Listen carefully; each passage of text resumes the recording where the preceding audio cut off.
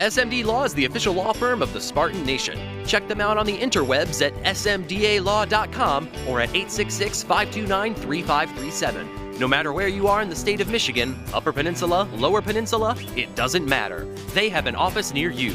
So whether you need to send a letter to an annoying neighbor, or you're a criminal and you need defense, maybe you just have problems with elder law, check them out, smdalaw.com today. The official law firm of the Spartan Nation.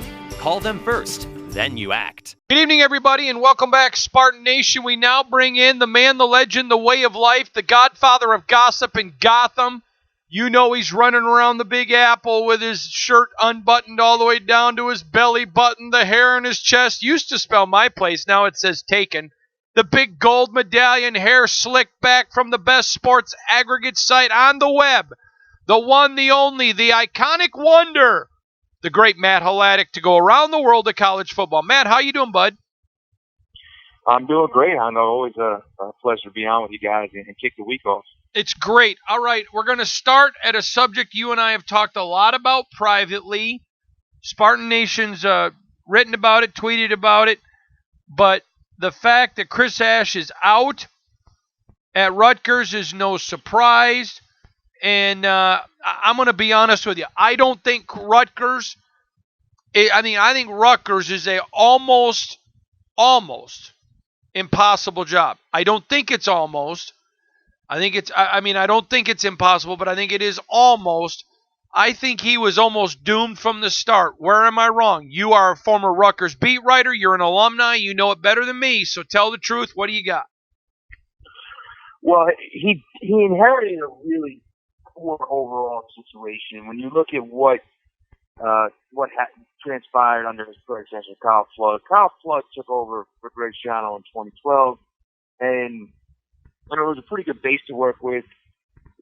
But at that point, Rutgers was not in the Big Ten. And when you take into account the fact that Rutgers joined the Big Ten and Kyle Flood was just a disaster in terms of recruiting, in terms of infrastructure with the program, in terms of a culture of no accountability. Guys were allowed to do whatever they wanted, and things were covered up, and it was just a mess. Chris Ash did inherit a really rough situation. I think if you look at what he's done over the last couple of years, he's stabilized things a little bit in terms of the overall culture of the program, the overall state of the program. But that doesn't matter enough when you can't score points. And it's one thing if you're not going to be very good. I don't think anyone's expecting Rutgers to compete for Big Ten East, a division title, and win 9-10 games. But this was at a weekly basis where they couldn't score. And there's some good defenses in the Big Ten. There's a good program in the Big Ten. But if you look at even the rest of the conference, some of the weaker teams, the bottom teams, they're able to score, able to do some things. They're able to at least look, more competent. And I think that was the biggest thing to do with Chris Ash. Obviously defensive mind, proven defensive coordinator at the Power 5 level. Had some decent defensive efforts at Rutgers, but just the offense was just so poor throughout his tenure. And I think it became untenable this year when you look at how the first month of the season unfolded. I mean, there's only one guy they're going to hire. They're going to reach out or at least make it look like they're reaching out to other people. But it's a matter of when Schiano gets named, not if. Would you agree? It seems that way right now. I think that, there was a strong push 4 years ago for Schiano from a lot of prominent influential boosters at Rutgers. Pat Haas was a little bit hesitant to hire him or taking over the athletic department at the time. He knew, just the amount of weight that Schiano carried and how much power he would carry there at Rutgers. Plus, there was some hesitancy on Schiano's part to go back there. I think Schiano thought that, he could get a college head coaching job at another Power 5 program, a step up from Rutgers. Now, that's not the case. So, I think that now there's a better chance that there's a match made there if they revisit, 4 years later that they're revisiting the what situation is. I think there's a better chance that there's a perfect match with Schiano and Rutgers this time. Matt, I'm going to ask an honest question. Rutgers really liked Schiano when he was there. He was very difficult to deal with, according to multiple people I've talked to there. Is that true? it is true. He was obviously he wanted control and he wanted things done his way, and he was super detail oriented down to the fact where it was controlling to a fault at times. So that is accurate. Okay, so he's difficult to deal with. Rutgers is in a bad place. They reach out to him, and basically, and this is Hondo's words and not yours or anyone else's. I'm giving opinion here. He's too good to go back. He thinks I'm going to go get a Tennessee. I'm going to go get something else. Well, now he's been humbled. Now he realizes he wasn't going to get those places. So here's my question for you. Does Rutgers really go back to the well? Do they go back to the well for a guy that didn't want them before, thought he was better than them? Your thoughts? There's when you look at the split in the Rutgers fan base, and it's a pretty defined split right now. That's one of the reasons why the anti-Schiano crowd, that's one of their major reasons for feeling that way. They think that, not only does it rarely work out the same way when you go back to the well with any coach, but this is a guy who thought he was too good to go back here 4 years ago and thought he was beyond this place. So why would you want him back now? So I think that is definitely an issue. And I think that's something that has to be discussed behind the scenes, whether it's with Pat Hobbs or boosters, and it's going to be something that he is going to get asked about, I'm sure. Why now? What changed? What did that Tennessee scenario and everything that unfolded? How did that kind of change you, or what did that make you think or make you realize? I think that it definitely is an area of concern, but I just think that right now the push is going to be too great to it's going to be able to overcome that. And I'm not saying that it's a 100% guaranteed hire, but I think that it seems like everything's trending that direction. All right, now let's go to a different subject. And I jumped Ohio State to number 1 in my poll. Alabama 2, Clemson 3, not just because of the North Carolina game, but because I don't think they've looked good all year. Your thoughts on Ohio State, what they did in Nebraska in that environment? I mean, clearly I think they're better than they've been. I think they've been very good under Urban. I like Ryan Day. I like the direction of Ohio State. I've got them number 1. Your thoughts on Ohio State? I think they might have been so far this year the most impressive team in terms of offensively and defensively playing well-rounded and dominating their opponents. They might have been more impressive than anybody else in the country. I realize, listen, they haven't played their toughest test yet. They got Michigan State this coming week. They have Wisconsin at the end of October.